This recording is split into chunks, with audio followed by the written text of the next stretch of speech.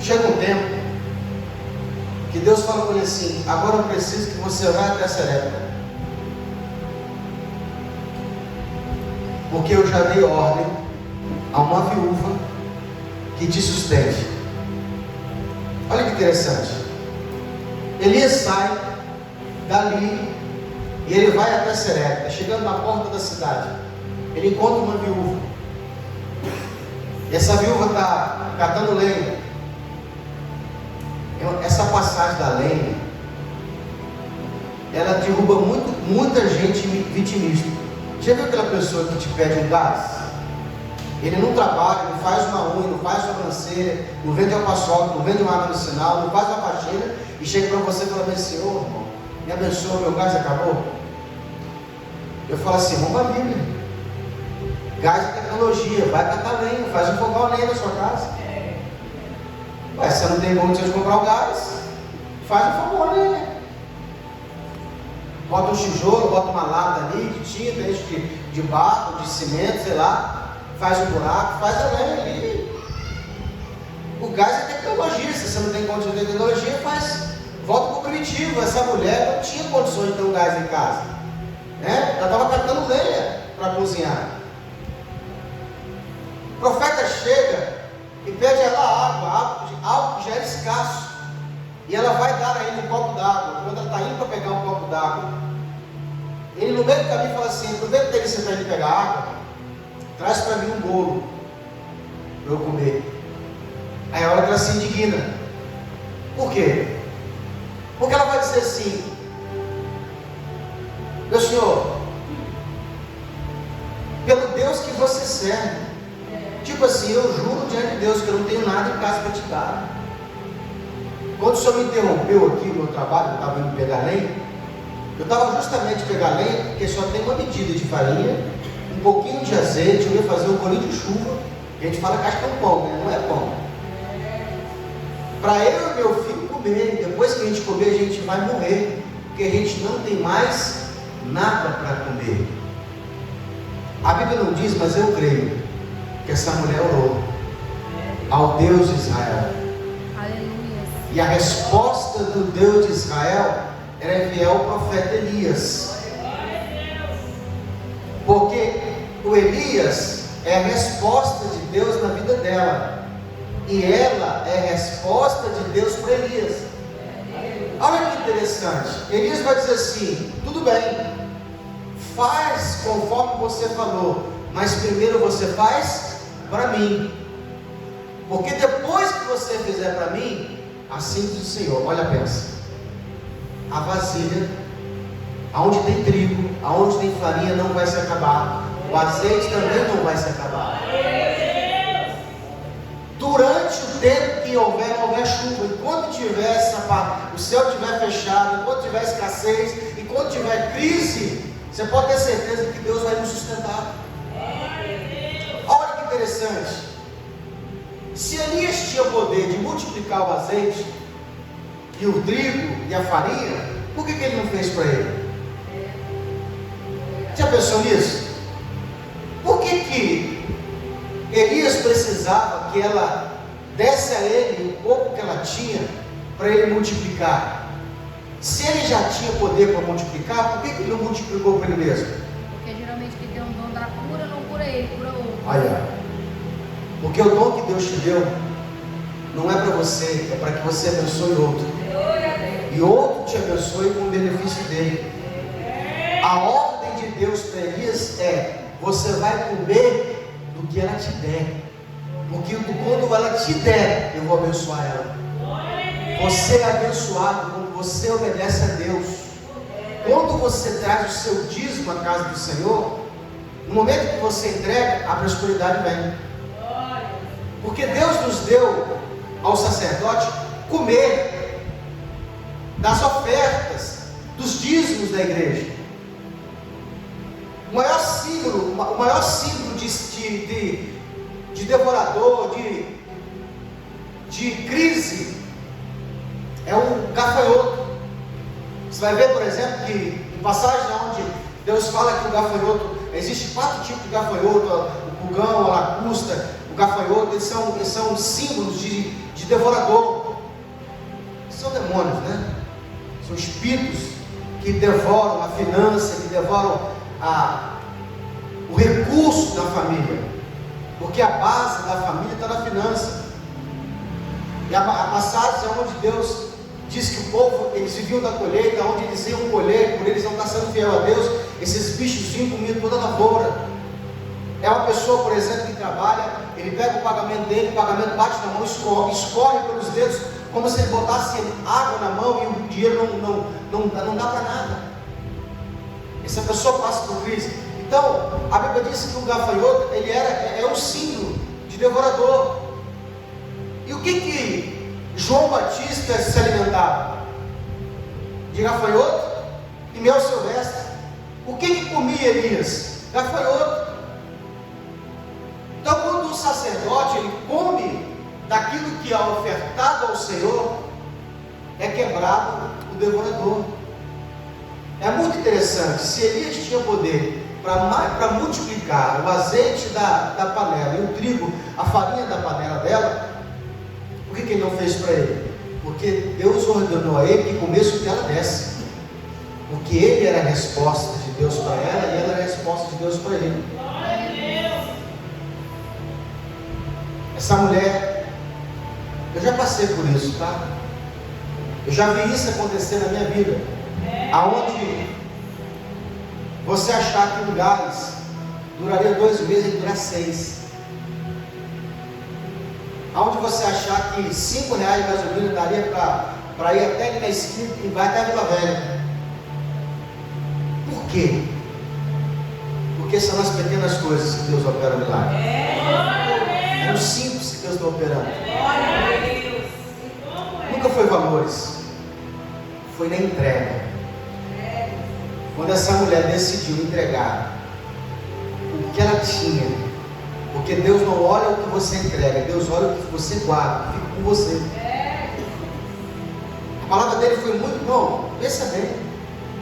Ele vai dizer: olha que palavra poderosa, faz conforme você falou, mas primeiro você traz para mim, porque assim diz o Senhor: o azeite da botija não vai se acabar, e o trigo da panela também não vai terminar, enquanto durar a escassez, enquanto durar a crise, enquanto não tiver chuva, não tiver colheita, não tiver semeadura. E a Bíblia diz que essa mulher fez conforme a palavra do profeta, e o azeite nunca se acabou, e a farinha nunca acabou. Sempre que ela ia tirada, tinha mais. Sempre que ia tirada, tinha mais. Glória a Deus. Por quê? Porque Deus tem poder de multiplicar. Quando eu sou fiel à vontade do Senhor, ela obedece. E por ela obedecer, ela foi próspera. Prosperidade é Deus colocando dentro de nós o poder de multiplicar. Quando Deus te abençoa com prosperidade, isso não é dinheiro, é o poder que você tem de fazer riqueza. É a habilidade que Deus te dá de você fazer uma unha bem feita. É a habilidade que Deus te dá de fazer uma sobrancelha bem feita. É a habilidade que você tem de assentar um piso com um pedreiro. É a habilidade que Deus te dá de você colocar uma lâmpada, colocar uma parte elétrica. É a habilidade que Deus te dá, a inteligência que Deus te dá de você fazer uma comida e todo mundo fala: que tempero é esse? Que sabor é esse? Deus coloca dentro de nós habilidades poderosas que faz com que gere riqueza. Uma pessoa próspera, uma pessoa abençoada por Deus, tudo que ela coloca a mão dá certo. Tudo que ela resolve fazer, ela é abençoada. Porque você vai olhar, você vai ver assim: não dá para entender, fulano colocou um pontinho ali e está prosperando. Hoje eu fui na feira, me deu vontade de comer aquele pastel de feira, que esse tem bastante bactéria, que ele sabe, aquele óleo muito sujo, e parece que é por isso que é gostoso, né? Aquele cheiro de óleo, parece que tem uma semana que não troca, né? Aquele caldo de cana, que o cara está moendo a cana ali, que você vê que tem 3 dias que não lava aquela panela. Falei, deu vontade de comer aquele pastel. E outra, eu queria comer um pastel, não era o tempero, não era a carne, porque não vem carne ali dentro, irmão. É por isso que não tem pastel de vento, porque vem vento dentro, não é? Eu fiquei ali observando, na barraca que eu estava rodeado, basta 1,50. Sim, irmão, 1,50. Tem uma carnezinha lá no fundo, né, velho? Tem de pizza. Eu contei, irmão, ali cada pessoa que estava comendo pedia de 5 a 6 pastel. Eu levei 4 para casa, comi 2. Eu fui contando ali, não deve ser. Esse cara está vendendo só massa, não está vendendo pastel. Mas como vendia? Eu te pergunto, por que o povo de Deus passa necessidade? Porque quando você pede a Deus prosperidade, Ele te dá uma ideia.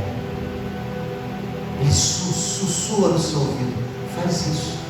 Faz um chup-chup gourmet. Monta uma portinha para vender um doce. Você fala, não vai dar certo. Ou fala o seguinte, vou trabalhar para os outros, é melhor. Deus, fala, Senhor. A sua prosperidade está na pequena coisa que Deus sussurrou no teu ouvido. Você fala, não vai dar certo. Vai dar. Aleluia. Vai dar porque Deus te direcionou para aquilo. Deus. É o Senhor. Olha que interessante. Em outra passagem, onde um outro profeta multiplica também o azeite da viúva, porque a viúva está endividada e ela procura o profeta, e ele vai dizer assim, fala assim, olha, o que você tem na sua casa? E ela vai dizer assim, não tem nada, a não ser um pouco de azeite na botija. Ele vai dizer, depois você vai para a sua casa, você vai, os seus vizinhos vai pedir muitas vasilhas emprestadas, vai entrar para dentro do teu quarto, que os seus filhos vão fechar a porta, e você vai derramar o azeite dentro das vasilhas. A Bíblia não diz quantas vasilhas ela pegou, mas diz que ela pegou 50 vasilhas. Vamos dizer que ela teve fé, pegou 100, pegou 200. A quantidade de vasilhas que ela pegou determinou quanto que o azeite ia caber. Porque enquanto tinha vasilha, tinha azeite. A última vasilha que o filho deu foi quando o azeite parou. Agora olha que interessante. Quando ela viu a multiplicação que saiu de dentro dela, ela volta no profeta e diz assim, agora eu tenho bastante vasilha com azeite, o azeite multiplicou, o que eu faço? Ela pede direção de novo para ele, ele vai dizer, paga as suas dívidas e vive do resto. Monte um negócio, não fica mais refém dos outros. Às vezes, o que faz com que a mão próspera perde prosperidade, é que quando a pessoa pega a riqueza e prosperidade, ele se esquece de Deus. Ele se esquece da fonte que abençoa ele. Porque imagine que hoje a dificuldade que alguns têm de entregar dízimo e de ofertar. Imagine que aquilo que você hoje está, o seu salário hoje seja o seu dízimo amanhã. Porque imagine, por exemplo, que a pessoa pega 1.300 e o dízimo dela seria 130. Agora você imagine se Deus te abençoar de tal modo que o seu dízimo seja 1.300. Se a dificuldade que a pessoa hoje tem de entregar 130, imagine quando Deus colocar a riqueza na mão dela, ao ponto dela ter que entregar 1.300 de dízimo. É por isso que a Bíblia vai dizer, se você não for fiel no pouco, Deus não pode colocar no muito. Agora, se você já for treinado no pouco, no muito Deus vai te colocar. Mas tem gente que fala bem assim, não, se o Senhor me colocar no muito, eu vou ser fiel. Eu não entrego agora porque é pouco. Vai não. Porque se no pouco que foi te dado, você não conseguiu mostrar fidelidade, você não foi aprovado para o próximo nível. Porque Deus não te dá o que você quer, Deus te dá o que você pode ter. E aumentando a capacidade da fidelidade, é que Ele pode colocar mais recursos na sua mão. Glória a Deus, aleluia. Pense nisso. Teve muitas vezes que eu queria ter uma igreja para ensinar. E Deus nunca me permitiu. Por quê? Porque eu não tinha um emocional preparado para isso. E foi aos poucos que Deus foi trabalhando nesse emocional, nessa estrutura emocional, para que eu pudesse hoje ter uma igreja para ensinar. Às vezes a gente quer coisas altas, e isso não é errado você querer ter coisas altas. Mas a gente só vai ter capacidade de ter coisas altas se nas pequenas coisas a gente mostra mordomia. Pastor, o que é mordomia? Mordomia é a habilidade que eu tenho de cuidar das coisas que eu tenho como se fosse para Deus. É o sofá que eu tenho, é a casa que eu tenho, é a vasilha que eu tenho, é o fogão que eu tenho. Tudo que nós temos pertence a Deus. E veja bem, se você entregou sua vida para Deus, o que é mais importante? A sua vida ou as coisas que você tem? De novo, se você entregou sua vida para Deus de verdade, o que é mais importante? A sua vida ou as coisas que você tem? Então, se a vida é mais importante, tudo que você tem não vale nada. Mas já viu os crentes querendo desviar porque Deus permitiu de perder o emprego? Já viu o crente desviar porque às vezes o absquento foi roubado? Já viu o crente murmurar que queria ir para a igreja porque perdeu a carteira? Perdeu o celular? Eu consegui desapegar de dinheiro quando eu entendi que tudo que passa pela minha mão é só uma administração. Eu não sou dono de nada.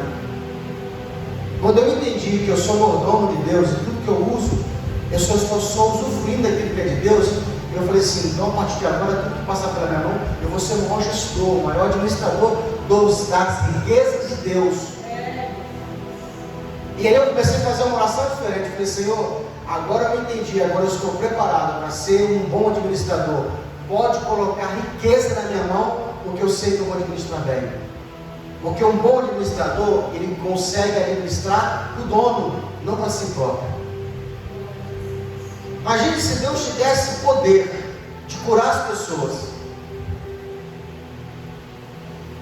Quem você colocasse as mãos seria curado. O que faria a sua vida? Como é que você se tornaria? Imagine que a sua casa seria cheia de pessoas pedindo para que você orasse por elas. Coloque a mão. Eu fiquei sabendo que onde você coloca a mão, a pessoa é curada. A responsabilidade vem com o dom. O dom vem com a responsabilidade. Elias tinha um dom maravilhoso, mas consigo vinha a responsabilidade daquele dom. Deus quer nos colocar em patamares altos, mas Deus, antes de te dar alguma coisa, primeiro Ele vai te provar as pequenas coisas. Essa semana, por exemplo, eu olhei para uma moto velha que eu tenho, a primeira moto que eu tenho, a primeira moto que eu comprei, aquela Josinha. Eu olhei para ela e falei assim, ela está muito descuidada. Vou começar a olhar para isso aqui. Por quê? Porque tudo que eu tenho reflete a glória de Deus. A casa que você tem, a pintura da sua casa, a limpeza da sua casa, o seu corpo, nós somos o reflexo de Deus. Aleluia. Coloca a riqueza na mão de gente que não tem cuidado. Desaparece. Olha o que a Bíblia diz, para fechar. O filho, o herdeiro, enquanto é menino, nada difere do escravo. O que Paulo está querendo dizer? Nós somos herdeiros de Cristo. Tudo que é de Cristo é nosso. Deixa eu te falar uma coisa com você. Não sei se você entende o termo PIB do país. O PIB de um país é a quantidade de riqueza que o país produz. E de riqueza não tem nada a ver com dinheiro. Riqueza tem o poder que o país tem de produzir aquilo que realmente é riqueza. Por exemplo, café, soja, trigo, arroz, feijão, petróleo, gás, energia. Isso é riqueza, que é convertida em dinheiro. Porque o mundo lá fora não quer saber do dinheiro brasileiro, não quer saber de quanto de real que o país produziu, quanto que a casa moeda brasileira fez em real, porque o dinheiro brasileiro não vale nada. O país lá fora. O país lá fora, os estrangeiros querem perguntar assim: quanto de soja você tem para vender? O quanto de minério você tem para vender? O quanto de madeira vocês produziram? O quanto de carne vocês têm para vender? Isso são riquezas de um país. O que um país mais rico produz em um ano, vai ser o troco que Cristo vai governar do ano milenário. Nós estamos numa era onde milionários estão movimentando muito dinheiro, mas ninguém consegue movimentar trilhão. Jesus, quando vier na terra para governar a terra, ele vai trabalhar na casa do trilhão. Você sabe o que é 1 trilhão de dinheiro?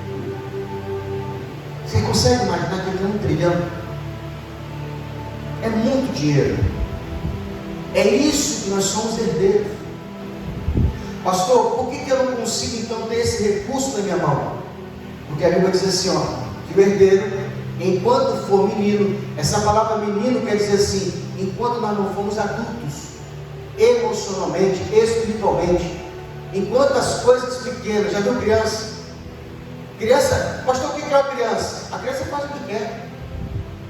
E o adulto? Faz o que precisa ser feito. Porque nenhuma pessoa adulta de manhã quando levanta, sem vontade de trabalhar, deixa de trabalhar porque não tem vontade. Não é assim? Com vontade ou sem vontade ele vai trabalhar. Agora, por que para as coisas de Deus a gente não é a mesma coisa? Por que para as coisas de Deus você não estou hoje não estou com vontade? Porque você não é menino, porque você não é infantil, você não é criança. E a Bíblia diz assim, ó, que se o filho não suporta a repreensão, Deus não vos trata como filho. Se você não consegue ser repreendido e corrigido pelo Senhor, Deus ainda não te tem como adulto espiritualmente. E como você ainda não é adulto espiritualmente, Ele não pode contar com você para as grandes coisas. Deus só pode contar com você se você suportar a repreensão. Como é que você se porta quando Deus mexe na sua vida? Qual é a sua reação com Deus quando Deus mexe na sua estrutura? Ah, pastor, se Deus bagunçar as coisas lá em casa lá, eu não quero nem ir mais para a igreja, eu penso em desviar. Menino, já viu o adulto? O responsável pelo lar? Ele não dá nem confiança para dengue, para doença, para dor de cabeça, para diarreia, porque não pode parar. Se parar de trabalhar, não tem sustento em casa. Porque a responsabilidade de prover uma casa independe da dor do corpo. Eu lembro uma vez que uma pessoa falou comigo que ela foi mãe e pai dos filhos, e ela estava se separando, tendo um caso de divórcio, separação. E ela era o pai e a mãe dentro de casa. Ela falou assim, eu tinha uma faculdade para fazer e tinha que trabalhar de dia. Então eu trabalhava de dia, fazia faculdade à noite, eu não podia parar. Ela falou assim, eu tive que ficar 4 anos, eu não podia pegar uma gripe, porque eu não tinha tempo para ficar doente. Quando ela terminou a faculdade, que ela conseguiu, concluiu a faculdade dela, que ela pegou o diploma, ela ficou doente. Porque ela disse no corpo dela, ó, nós não podemos ficar doente agora. O que eu quero dizer com isso? Deus quer entregar na sua mão grandes responsabilidades. E com as responsabilidades vem também o quê? Os grandes benefícios. O poder, o governo do reino. Pastor, mas por que Deus não me entregou ainda? Porque quando Ele te coloca na prova, você desmancha. Quando Ele te coloca você em provação, você não aguenta. Você para, você faz pirraça, você diz para Deus que não aguenta, que quer parar. Você pensa em voltar para trás. Olha Gálatas falando, Paulo falando, Deus nos trata como herdeiros, somos herdeiros de Cristo, herdeiros do Senhor. Mas enquanto o herdeiro ainda é menino, ou seja, ele não é adulto, volto a dizer, o que é ser adulto para Deus? É você dizer assim, quando o Senhor diz assim, tem uma missão para você falar assim, sim Senhor, pode contar comigo. Estou indo, Senhor, fazer a tua obra. Estou indo fazer aquilo que o Senhor mandou. E muitas vezes, quando Deus nos pede algo, geralmente é quando é aquilo que a gente não quer fazer. A gente descobre o nosso propósito nas coisas que Deus mandou fazer, mas geralmente no começo é contra a nossa vontade. Porque nós estamos matando a nossa alma, e a nossa alma tem uma guerra dentro dela com o ego. O ego não quer. Nós temos que ter sabedoria e inteligência espiritual para perguntar para o Senhor: Senhor, qual é a tua vontade?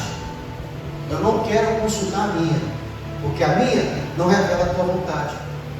Por isso que Paulo vai dizer assim, Romanos capítulo 8: todo aquele que está em Cristo não pode consultar a sua carne, porque a carne não é submeta à lei de Deus. O seu corpo não quer fazer a vontade de Deus. Precisamos matar a nossa ego, a nossa carne todos os dias. A nossa carne é a vontade da alma. Quando você entrar nesse ritmo, Deus começa a te entregar grandes coisas. Deus te chama para o próximo nível, o nível de governo, te entregando grandes recursos, te entregando grandes responsabilidades. Um dia, um servo de Deus, que a Bíblia chama pai da fé, Abraão, chegou para Deus e falou assim: Senhor, eu preciso socorrer o meu sobrinho, que está preso em Sodoma e Gomorra. Ele foi preso. Ló, ele saiu debaixo da vontade de Deus e foi para Sodoma e Gomorra. E lá Ló vai perder toda a sua riqueza, porque a riqueza de Ló, quando ele estava debaixo da cobertura de Abraão, e ele sai. E a Bíblia diz que Abraão sai com 318 soldados. Quantos soldados? 318 homens contra 5 exércitos. E por que ele vai vencer? Porque ele não foi fazer a sua vontade, ele foi fazer a vontade de Deus. Ele foi com um propósito para socorrer o servo dele. E a Bíblia diz que ele vai com 318, ele vai vencer. Ao ponto de Abimeleque, Melquisedeque, olhar e falar bem assim: como que Abraão venceu 5 exércitos e 318 homens? Isso não é natural. Provavelmente o Senhor entregou na mão dele a vitória. Esse cara está com Deus. E a Bíblia diz que Melquisedeque sai ao encontro de Abraão para levar uma oferta, para levar pão e vinho. E Abraão vai ter comunhão com esse homem, Melquisedeque. O que eu quero dizer com isso? Todas as vezes que você tiver um projeto que beneficia outras pessoas e não você, Deus está preparando na sua mão recursos ilimitados. Quando eu coloquei na mão do Senhor um projeto que não ia beneficiar a mim mesmo, mas sim a muitas famílias, Deus colocou na minha mão muito recurso, que eu olho e falo assim: é Deus, não tem como, não tem condições. E qual é a diferença antes e agora? Porque agora eu não busco proveito próprio, eu busco proveito de outros. Quando você sair e falar assim: Senhor, a partir de hoje a minha vida vai servir a outras pessoas, você vai ver o diferencial que Deus faz na sua vida. Dons, revelação, direção, governo, poder, autoridade, no mundo espiritual, no mundo físico, você muda de patamar. Para isso, eu preciso amadurecer no Senhor. Sabe o que eu descobri? Que esse chorinho que a gente tem quando é novo convertido, já viu o crente novo convertido? Vive chorando. É o crente de 6 horas. Não pode botar um crente de 6 horas por mim, irmão? 6 horas por mim, irmão? 6 horas por mim, irmão? Você pode de gente criança, é crente que entrou um monte na igreja. É o bebê na fé. O adulto espiritual, ele não chora por fora. Porque o dia que eu descobri que choro não move o coração de Deus, nem a mão de Deus, eu parei de chorar. Às vezes o negócio está tão feio, que se fosse outra época eu estaria chorando. Mas por que eu não choro? Eu falo assim: eu tenho vontade de chorar, Senhor. Mas não choro, não derrama uma lágrima. Por quê? Porque adulto não chora. Já viu adulto chorando? Pode estar quebrando o pau, pode estar faltando as coisas dentro de casa, ele sai e não chora. Porque ele sabe que chorar é coisa de criança. Choro não derrete o coração de Deus. Choro não move o coração de Deus. Pastor, o que move o coração de Deus? Obediência. Sair para obedecer, isso move o coração de Deus. A Bíblia diz que Esaú chorou amargamente, arrependido por ter vendido a primogenitura. Não mudou nada. Não mudou nada. Por quê? Porque o que move o coração de Deus é obedecer a Deus. Se eu obedeço, eu consigo mudar o coração de Deus. Vamos ficar de pé.